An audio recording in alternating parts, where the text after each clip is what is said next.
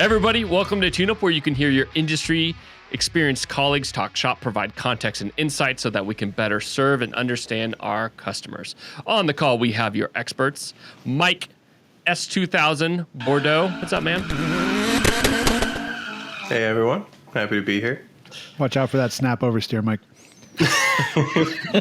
He can't fit in the car, guys. It's just as good second time around. I love it. Jonathan Integra Moretti. Yes, thank you. I'll clarify. DC2 GSR. I'm not a Type R snob, so. Next we have Gallagher MR2 Wilson. Hey, how's it going, guys? What's up, man? And then we have Justin 308 GTS Simpson. Yes. Woo. The attainable Ferrari, in quotes. I'll take it. Dare I say the sexiest of the cars mentioned thus far. Absolutely. And now we have Lucas throwing peas against a wall, Conyer. What's up, man? What's going on, everyone? In Polish, as tradition holds for these last few episodes, that is rzucać grochem o ścianę. I will say, though, I would have chosen an E36, but it is what it is. Thank you, Zach. Can you slow that down and give it to me phonetically, Lucas, so that Your goal this week is to use that phrase in a sentence at some point in time. Good luck. Deal. Nice. All right, for our hot take, what are some of your top? Wait 1 second, actually. Zach, we think it's really unfair that you don't get a nickname. And although we couldn't come up with your theme, since we're just not that good, your nickname for this week, introducing Zach DeLorean Buffum, blazing trails since 1985. Oh, great Scott! Close to my birth year, but not quite, but I'll take it. That's awesome. Close enough. I went with, he's real bright and he's not going anywhere. Sounds like an insult, kind of, but it's actually a compliment. Totally I think it's just the way you said it, Gallagher. No way was that a compliment at all. Is it actually a compliment? Please stop the podcast. Explain to me how that was a compliment. We're going to take that as a positive. Thanks. Yeah, I was just going to run with it. Yeah. We're going to go with for sure. Compliment. Yeah. All right. So hot take it is. Hot take it is. What are some of your top best sounding car engines? This could be cold start, warm start, high rev, doesn't matter. What scratches the itch for you? Who wants to go first? Gallagher, you're the next on my list. You go. All right. I came prepared for this one, so I'm going to argue it's Mazda's rotary. Particularly, I think that's the 787B that's in one of their, it was like a Le Mans car, I believe, that just screams. If anyone's not familiar with rotaries, they're capable of super high RPMs, and they sound like nothing else. They're just unreal. And then like a cold idle, they can get really lopey too, which is a cool sound. I recommend some YouTube clips. Go listen to them. You'll enjoy it. It's what I love about this crew. I never would have thought of a rotary. It's so cool. Not in a million years. I was such waiting a good for car. Diesel dump truck. Or, Yeah, me too. I'm good literally with anything but a rotary. like my 6-liter Power Stroke sounds pretty awesome, but it doesn't touch a rotary. Nice. And if you drive that car on the sim, it is like a monster. I imagine in real life, it's absolutely insane. Mm-hmm. Yeah. I've seen video. Great choice. Mike, what about you, man? Just want to say a rotary sounds like a weed whacker to me, so. First of all, Gallagher's wrong. Second of all, here's the No. We said hot take, right? So everyone here already knows I'm going to say a Subaru Boxer motor. If I get to be specific, I like the 2 liters from Japan because they rev to 8,000. So you get like that classic Subaru rumble down low, and then like loud engine noises and turbo noises up high. So it just kind of sounds like a fighter jet when you're in the car. It's cool. Nice. We knew that. Moretti, you're next, buddy. Yeah, so classic Moretti fashion. I'm going to give you a couple answers because it really depends. The first one, my personal favorite, and what ruined me is the Honda K20. My first Civic revving the K20 up to 8K plus out on the street like has ruined my appreciation of cars, because where I drive a BMW now, it's so smooth, it's like boring if I don't hear that high revving like insanity. That's like my personal choice. The engine that I love is the one on my little Yamaha Zuma scooter, because it is the guy I bought it from hooked it up to a straight pipe, and it's louder than any vehicle in my neighborhood, and it's this big. So I like that. It sets off car alarms. I love it. But I think the real left field choice is I got to drive the Harley Davidson Livewire motorcycle. And when you're on that thing, it sounds like a TIE fighter, because those electric motors just have that high pitched whine. And it was such a fun experience that we all love, internal combustion motors, everyone on this podcast, obviously. But to me, that sound, when you let an electric motor make the sound that it makes, is very, very cool. Very left field, but anything TIE Fighter, I'm in for. Yeah. Lucas, what about you, man? On the K20 though. Does anybody else out on the K20? No, I Oh, dig it's only one of the most used motors and builds everywhere. I'm sure it's a bad choice, Justin. I mean, that's a good- I don't love the sound. My nostalgia bias is like outweighing any any chance That's of me arguing against liking a Honda. It's fair. It's just ingrained in my head. Yeah. I'll give the nostalgic to you guys for sure. No, I'll admit it is not the best sounding engine, but I think for a lot of people, what would they choose, right? That first time you rev out a motor like that, it changes your opinion of vehicles in that moment.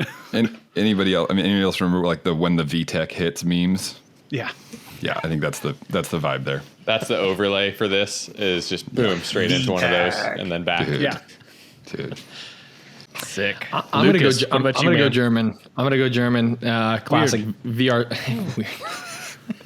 VR86. I'm sorry, VR6. Wow, VR86. VR6.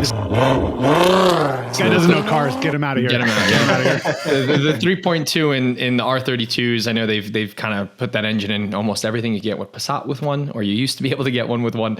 I mean, that's a classic engine. That sounds amazing. I think if we're going nostalgic, I love the M50 in my E36 back over a long time ago, and I've always enjoyed that engine, especially with to Moretti's point, a nice straight pipe on there, and they sound great. Not the ideal choice; your neighbors hate you, but I always enjoyed driving one around. But my brother had a VR6 in his Volkswagen for a while, and although I hate working on them, that engine, it's just a sweet sounding engine. You can't top it for a production car that's very attainable. I'm gonna throw one more left field out just because Hey, your turn has passed. What is this? Ooh. Off the stage. Did you just boo me? I know where you live, dude. No, man, go Moretti. No, I'm sorry. I was just thinking of the I forget the full title, but the Chrysler RB engines that they put in the Top Fuel cars. I got to go to a Top Fuel event for Shopmonkey with a client, and it was like, when you talk about engine sound, when they kick those things off, you don't hear it. Your body feels it happening. And that's a whole different experience from like, it's not just, oh, that's a good noise. It's like, oh, every bone in my body knows what that engine is doing right now, and it's rad. That's So Justin, when you go to add those sound clips, just make it just deafening loud. Yeah. Blow out your drums. Yeah. Headphones on warning. I'll piggyback, and monster trucks too. If you've ever done monster truck events, like in a stadium, similar feel where it's like, you're like, True. is the roof going to Shake collapse? your body. Yeah, it's awesome. All right, Justin, what do you got? Well, we went from attainable to unattainable. The first thing that came to mind for me was like mid 2000s era V10 Formula One cars at like 20,000 RPM. Just can't beat it to me, especially coming into the racing season. So that one I think hits the mark for me. And then the other one is the nostalgic like Lopi V8, small block V8 muscle car, whether you're going 350 or 302. Oh, it's just, you can't beat it. It just like shakes your body. It sounds great. So those are my two choices. Yeah, man, just like a bone stock Fox body, like with an exhaust, sounds so good. Yeah. Gallagher doesn't like fox bodies. No, I was gonna hate on a fox body. that's his next nickname. Sorry, Mike. He doesn't not like them. He aggressively does so much that he just heard someone talk about it and he got angry. That's a hard pass for Gallagher. Hard pass. All right, let's go ahead and jump into our topic. This week, it is mobile repair service. Now, we've seen things like DoorDash and Uber Eats, that whole mobile ordering, delivering really take off, and even sometimes in the detail shop space. But do we see this coming more prevalent in the future for, let's say, performance or general repair? Or do you think this is a concept that's going to be a flash in the pan? I'll jump in. I think it's, well, in terms of like overall longevity, I think it's going to be here to stay. I mean, there's no doubt that convenience, whether like it's you listed examples of Uber Eats, things like that is growing demand, right? And that's just from the consumer side of wanting that kind of on the spot service. I think probably the biggest or the first hurdle I see is there's some things that just don't work well in a mobile format. Now I've seen some pretty impressive setups, guys doing mobile tire changes, things like that they're loading a lot of equipment to a trailer. There's going to be, multi-day repairs, I feel like don't probably work very well in a mobile format. Like there's definitely some limitations to it, but for your basics of quick service, it makes a ton of sense to me. And from that point of view, I can't imagine how it doesn't stay as a concept and as a business model. The enterprise space certainly is seeing a heavy interest in mobile. There's every company that I've talked to is either looking at adding mobile, in the process of rolling out mobile services.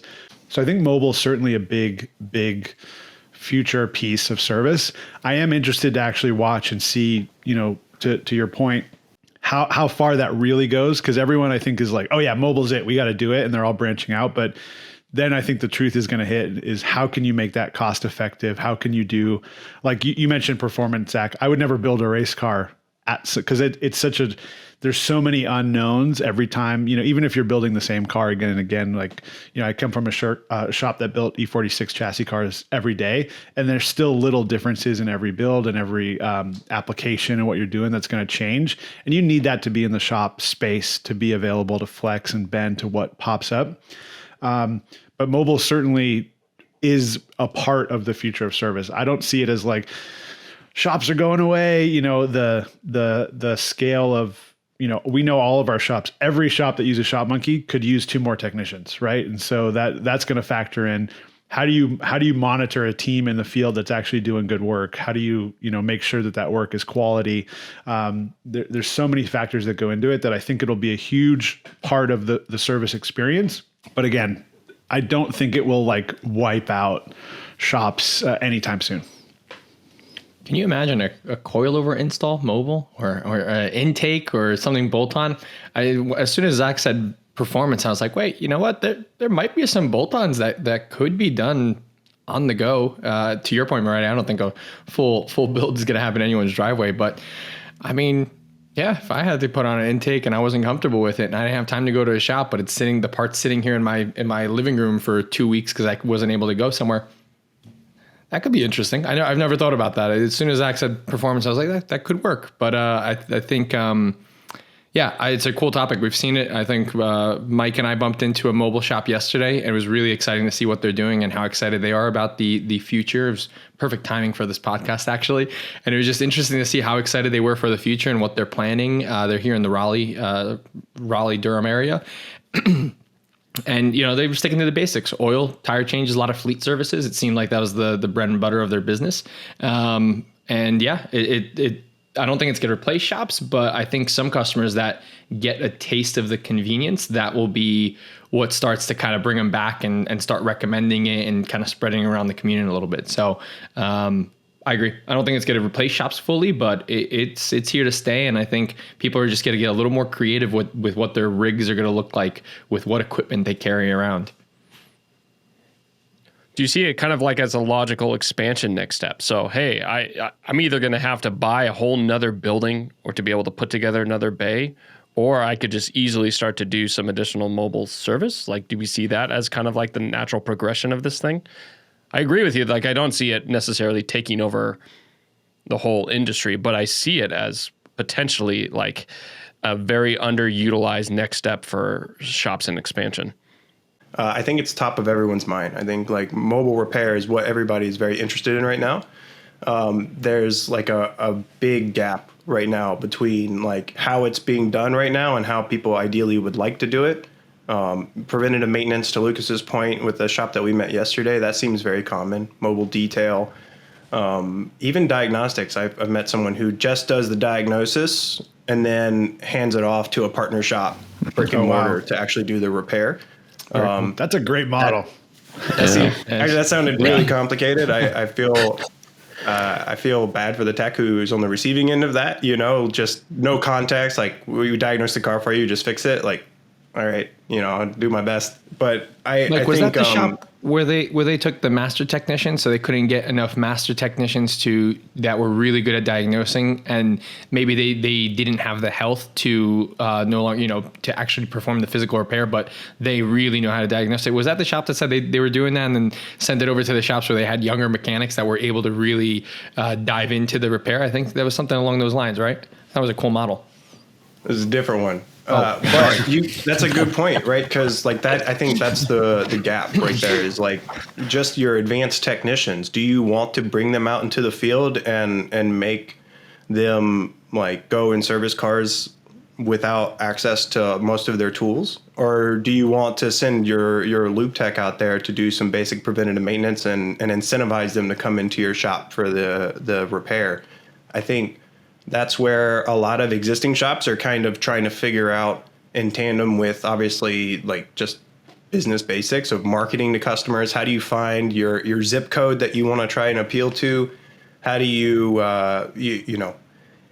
prevent people from taking advantage of you and your business? You know, whether that's just kind of sending you on a wild goose chase. They don't actually live at the address they sent you to, right? That's a half hour, an hour of your technician's time. You as a business owner, do you pay your tech, or are they treated like a contractor? Like, I think that there is a lot of things to consider, and the business model of the automotive industry as it is now is just not equipped to like move into mobile repair. So I think it's going to take either, you know, the shops that are doing things now and them just scaling their business up and kind of learning on their own, or someone with deep pockets who's willing to, you know, throw some money at it and experiment and find a solution that's just different than what's available now. But long story short, I think that that's really like preventative maintenance type of stuff, detail. I think that's very doable. But once you start to get into what mechanics do best, diagnose and repair or service vehicles, right? There's just a whole host of, just stepping away from my bay for you know, borrowing a tool from another tech or having to go buy one, like that's a significant amount of time, much less when I'm on the road in a vehicle in someone's driveway up on jack stands. It's a very complicated process that I think someone would really need to hone in. Yeah, I think we're going to see an interesting. Oh, sorry, Justin. No, go ahead. We have customers that do that. The model is evolving and figuring out what fits, because we have customers that these are my techs that I send out, but we have customers that they do treat it like contractors, where they're more of the Uber, right? They're connecting a driver and they're connecting a technician and a customer, and they're routing that work in between and managing it, but it's not their technician. They're just connecting those two endpoints. And I have some points I think are important, but because of the nature of who all listens to us, right? I think it'd be really helpful for anyone listening, for you guys, especially Gallagher and Mike, to talk about what is diagnostics and what is different about diagnostics that change how a master tech does diagnostics, and the relationship between somebody diagnosed my car and then I go to another provider and say, provide this fix for me. And I don't say, look at my car and tell me what to do. I say, do this job. I think there's a really important inflection, because this is something I dealt with all the time as a service writer. Customer comes in, I was told I need X. Will you please quote X for me? So I think diagnostics and then asking for a repair versus asking for what is the repair. Yeah, totally. I'll jump in there. I think and that's a great point to bring up, because for me, when I was running a shop, if someone came in and said, I need X, I was always like, how do you know, right? There's always this, from the shop side, there's this like, someone comes in and tells me I need a water pump. And I would ask them like, well, okay, so how did you figure that out? And then the next question, oh, well, I Googled it, or I saw it, my brother-in-law told me, whatever, right? And then my next question is, okay, I can give you a quote and put it in the water pump. If that doesn't actually fix your problem, like, what do we do, right? And so then, because you're going to be probably upset that I didn't solve your problem. And the reality is I didn't spend time to figure out if that really was your problem. So I would always roll. Do you want to pay me for a water pump, or do you want to pay me to fix this problem your car is having? Right. Because and almost invariably what you found out was, well, it's overheating, and I Googled it and it said the water pump might be the problem, or a thermostat. It was always thermostats. People would be like, I need a thermostat. And you're like, you don't need a thermostat. You need me to figure out why your car's overheating. The thermostat was the cheapest possible fix. And that's why you're like just knowing from that side, I think that, to unpack diagnostics a little more, right? What part of any good reputable tech or shop is doing when a customer comes into the symptom, it's for me on the sales side, and those of us who are on sales teams, it's similar to what we do with the shops we're talking to, right? We're going to unpack and understand what are the real problems you're trying to solve here, right? You may come in and say, I need, thermostat. Okay, well, let's pull that back, right? Let's get into it. Let's make sure we're solving the right problem. And very rarely is it as simple as what the customer presents. You need a skilled technician who's got tooling, knowledge, experience, right? To assess that car, to look at the symptoms. Sometimes they're going off, sometimes it's as simple as, well, I know this model of car and it's always, when we see this, it's always this set of problems. Sometimes they're having to get really into the weeds with, wiring and pulling out tooling like oscilloscopes, like measuring, electrons and tenths of volts across circuits and looking for voltage What's drops. an oscilloscope? What's an electron? I mean, No, I meant seriously. What's an oscilloscope? I know what it is, but I think it'd be interesting to say like, the level that some techs go to. Good question. You're right, because I think I'm taking it for granted that I know what that is. Oscilloscope would be a way of measuring electrical current across a circuit. So you might call it a voltmeter, right? Would be a simple form of this. And oscilloscope gives you actually a graphical line, and so you can see electricity in a circuit over time, and start to evaluate the health of a circuit or look for problems there. A good diagnostic technician is going to use that. Probably they're going to be doing voltmeter tests. They're going to be pulling out scan tools that are going to connect to the car's computer systems and networks. And skipping back a few points to your, doing mobile diagnostics. I remember taking a class from a guy who ran a business out of Chicago, and his whole business, he didn't work directly with customers, but he was a subcontractor to shops. The best I could think of is like a fixer for, the mafia. Like he's the guy you call to clean up the mess when you can't figure it out. And he would come into shops and charge him a lot of money. He was really good at what he did, and he'd have case studies and cool stuff, but it was always bizarre stuff that like your average tech got stumped on, right? And so there's a mobile format for that. I think that it's key to kind of distinguish those types of work. And I think that, stepping back a few bits to Zach's point, I think the best case, like if I was running a shop today, if I had a physical shop, what I would be doing is looking at how can I take my physical shop, integrate a mobile service with that, so I can serve customers there, and I can bring their car into the shop, even with like a tow truck maybe as well as part of the business, if the car needs more work and they're not capable of bringing it in or whatever. But the problem I would see challenge that's going to run into mobile businesses, mobile shops, is that customers still are going to be served best by having a relationship with a shop that can do full service, right? So full diagnostics, full repairs, those big repairs. A lot of times shops, if you're a customer who only shows up when your car is broken, I don't know how to say it other than like you're not the highest priority customer, right? As a physical shop, you want to serve the customers who are coming to you for all the maintenance and the repairs and everything. And you have those customers like they only show up when it's broken and they're doing their oil change at Jiffy Lube or somewhere else. And so you don't have that service history, right? The ideal, I think, from how I see it, would see it as a hypothetical shop owner would be integrating all that. I can serve your car, do the maintenance at the convenience level that you want, and you've still got that relationship with me to bring it into the shop if it needs something more that's better equipped to handle in a physical shop.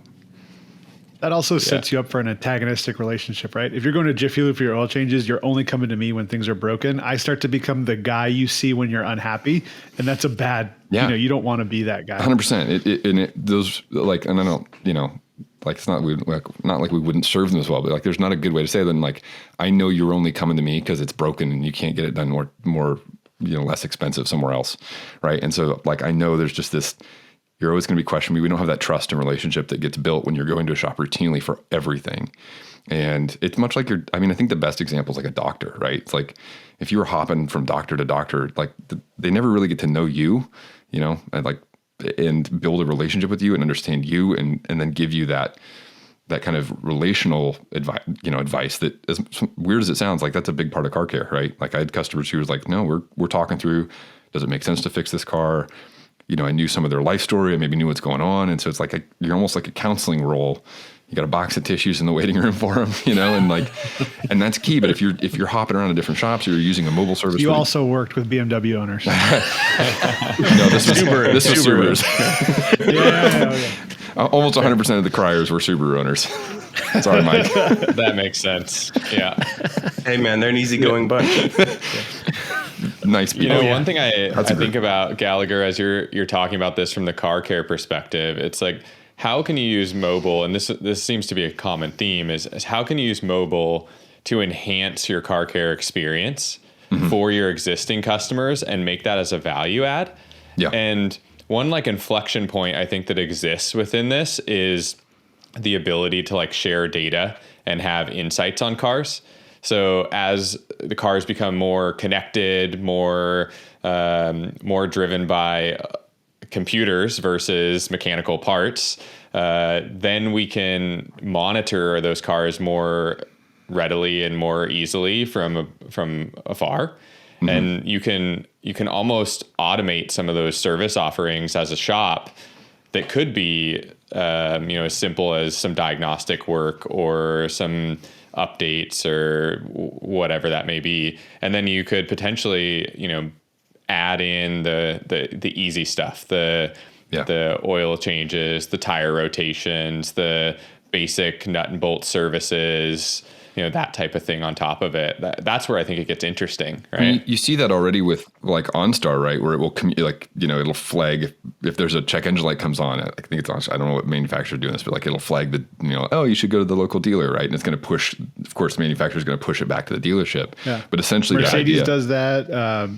Some manufacturers already do it. I actually did it in my shop. So there's a company called Automatic that made an OBD2 plug that would monitor. They were sold to Sirius, and then Sirius just scuttled the whole thing. But because we rented M3s as well on Turo, as well as service them. And so on all our M3s, I had the Automatic, and it would tell me, how the car was being driven. It would flag if a check engine light or anything like that came on. And I think Justin, the what's that? Just ignore him. Keep going. It was good. How many burnouts they did? No. Yeah. No, it did have like it had like a sudden acceleration or sudden braking alert on it. But Justin, I think that there's an opportunity for us as a shop monkey, really. And now I'm just ideating here in the middle of the podcast, but proactive maintenance to customers, right? As opposed to reactive. So if you can see it, you can already do it today. You can see if a car pops a check engine light or a service due light. It's easy to see that in most modern cars. So instead of the customer relying on your customer to come to you when they need service, just saying, oh, we noticed that you need this. We have an opening on this day. That's not a very far future. The customer comfortable with that level of connectivity so building that relationship as the shop where you can get into a world where exactly what your core customer portfolio is doing with their cars and kind of what those statuses are. So then that removes to me, like the mental barrier of I have to figure out like when to get my car serviced, when to get my tires rotated, all this other stuff. Then the shop adds that onto it versus them having to be the proactive person. I mean, but it's all educated guess. Like what if you could get the core data and do that in real time? I think that's the mobile piece. Yeah, and I think that parlays into what you've kind of touched on, Justin, and Gallagher, you touched on it, and Mike, you touched on it, is that there is a future in mobile, and it is figuring itself out as to what it looks like.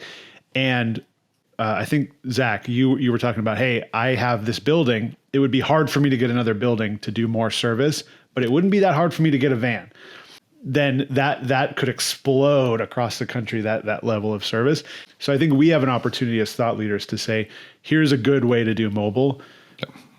Turn it on and go do it. There was, when I was at SEMA, I won't name drop, there was a prominent customer of ours who was telling me that he's already trying to figure out, he was looking for sourcing hardware solutions and then trying to figure out how to use the API to build that, put in an OBD2 reader that would connect so that he can have that real-time connection with his customers' cars, which I thought was, pretty cool. And I mean, most of us work in sales, right? It's average customer lifetime value. Like if I don't have to go wait for my customers to call me, if their car just tells me when it needs service, I've just tripled my customer value because they don't have to think about it anymore.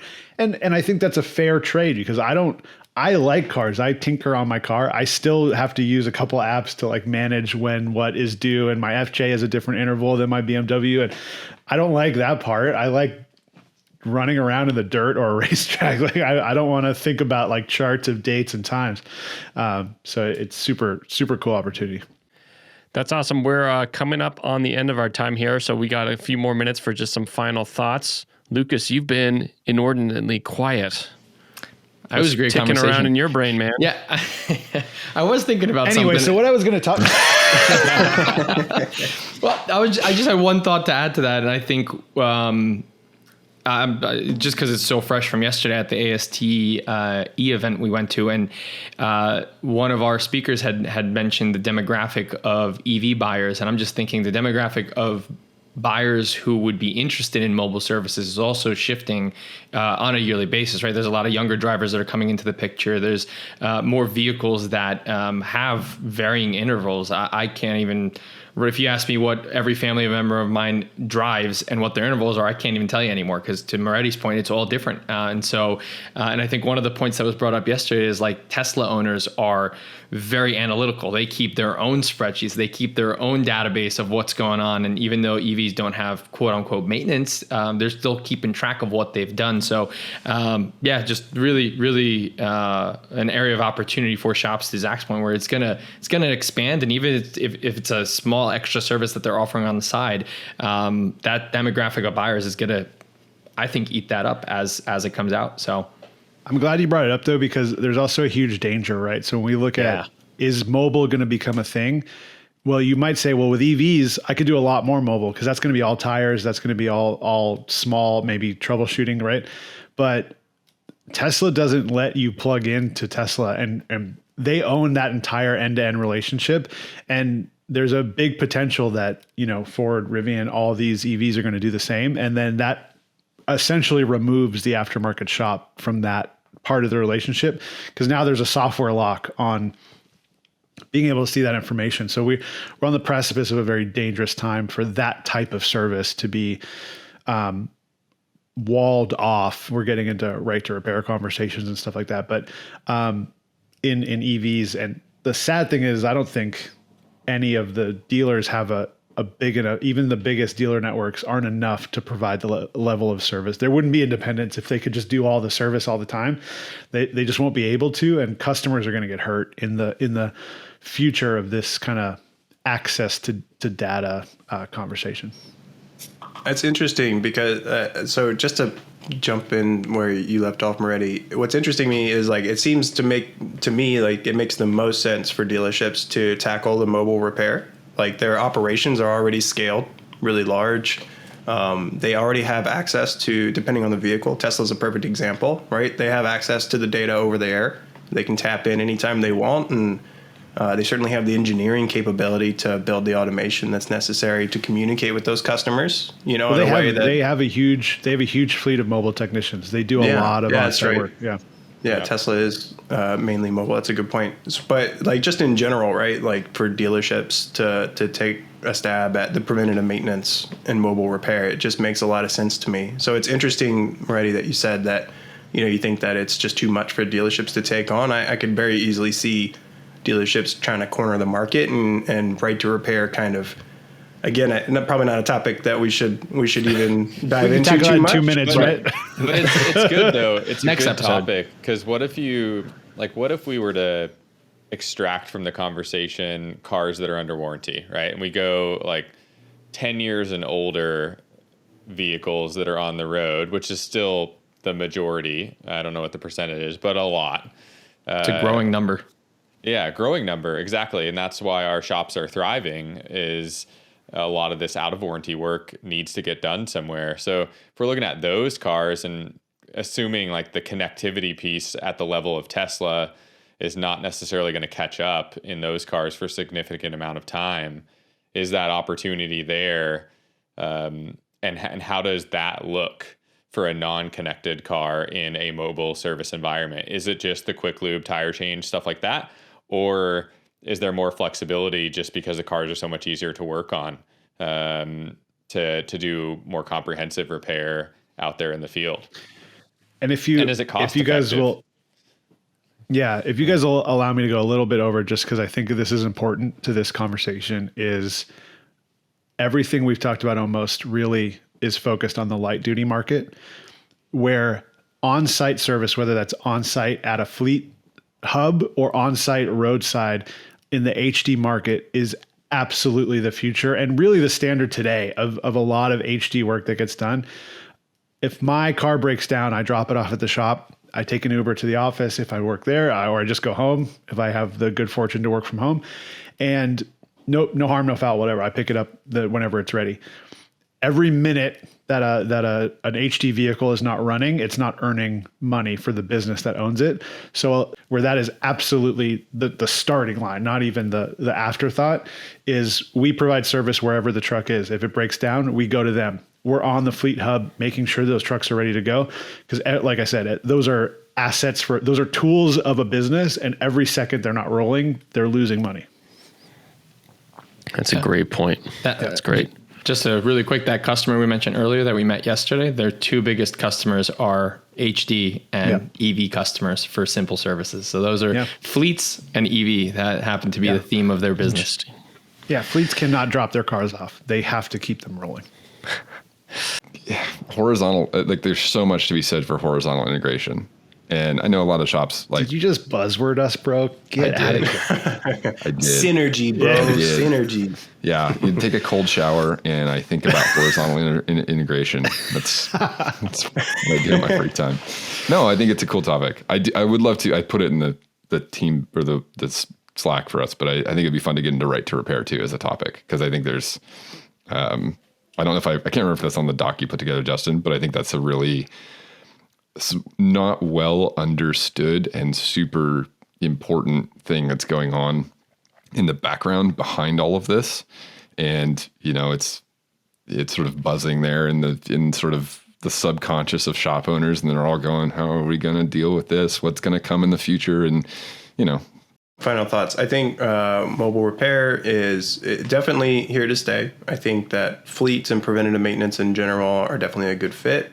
And I think it's definitely worth considering pursuing for any shop that doesn't have that as a revenue center today, you know, just to even test the waters and see if it's a good fit for your shop. When it comes to advanced repairs, I'm on the fence. You know, I have not talked to a mobile repair shop that has found success there yet. So very interested in seeing shops navigate that area and you know, find new ways of approaching it.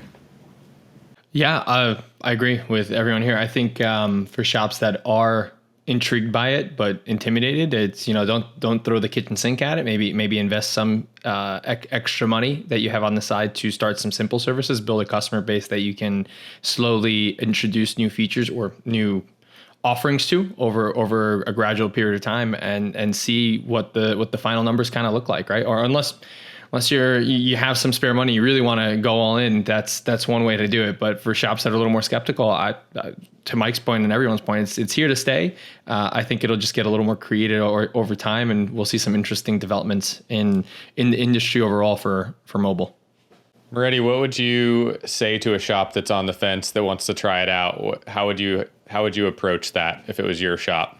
Yeah, so I would pick a flat set of services and provide just that service. So pick a even if you could, you know, I had the good fortune of being a BMW specialist, so it'd be easy for me to say E46, E90 chassis jobs, tires, brakes, and oil changes, because essentially I could have a prepared list of parts and also a prepared list of could go wrongs. Whereas if you just service anybody, anything they ask for mobily, that you could get yourself into a deep hole very quickly. So pick like a thing or two things. We will do X or we will do Y at your location, because Shopmonkey could support that today, right out of the box. And then go do that thing and learn from what your team is capable of and what your business is capable of, and grow from there. Nice. I totally thought you said flat surfaces. I was like, yep, that's it. Yeah, that's it's also important. Yeah. Flat surfaces. You do not want to see cars falling over. The PSA for the entire podcast is when you're working on mobile repair, make sure the car is on flat surface. Yeah, and check with your insurance provider that your business insurance covers on-site repairs. Wheel chocks are important. I mean, you touched on them already. We didn't even get into some of the headaches of mobile, of like inventory and how do you have parts on hand and how do you get parts. And I think you're absolutely right. Like picking I'm thinking like a fixed price menu of like similar to a restaurant does. Like, no, this is what you're having for dinner tonight. This is what I can do from the truck today, kind of a thing. How many of you want to deal with a stripped out oil drain bolt on a mobile? Dude, that's the first repair? thing I think about. You're going to be helicoiling oil drain. Yeah. Oil I pans. don't know, man. I mean, you I probably have don't to have see that seen the being- car beforehand, right? Maybe that's a pre-qualifier of the mobile repair side. You We have only, some service records on that thing. Yeah. Yeah, that's a great thing. We only provide mobile service to vehicles that have been serviced in the shop, because so many times you get people that show up and the first thing that happens is their oil drain plug's been over torqued, and you're here for the day. You're speaking to a strong suit that we already have in place, at least, where like our current mobile shops are aware of that fact that like people will lie sometimes, right? Or not be, I should say, genuine to, Or not know. the Or not actual know what they're talking about. Yeah, unknown, Yeah. right? So like you don't know what you don't know. But I think a lot of shops will reach out ahead of time and say, hey, shoot me a picture of your yard, where the car is, flat surface, the condition of the car, obviously, as best as you can. Try and explain what's going on with it, so they are able to actually communicate before traveling out and spending the time, investing the time to drive out there just to find out, like, I can't work on your car because you're on a 30-degree incline, Dirt lot. Yeah. All right, guys. I think we got to wrap it. Thank you guys so much for sharing your expertise with the rest of us. Tune in next week where we'll play the game. Will Mike fit into this small car? Yes or no? Let's just get that captured It's in real flying time. around somewhere. Yeah, I'm totally down. Or even just like an average size car, just like just blow everyone's mind. Like, he really doesn't fit in a F-250. Like, how big is this man? Thank you so much, and on to the next one. All Right right, on. like and subscribe or whatever they all say on the YouTube things, and onward, right?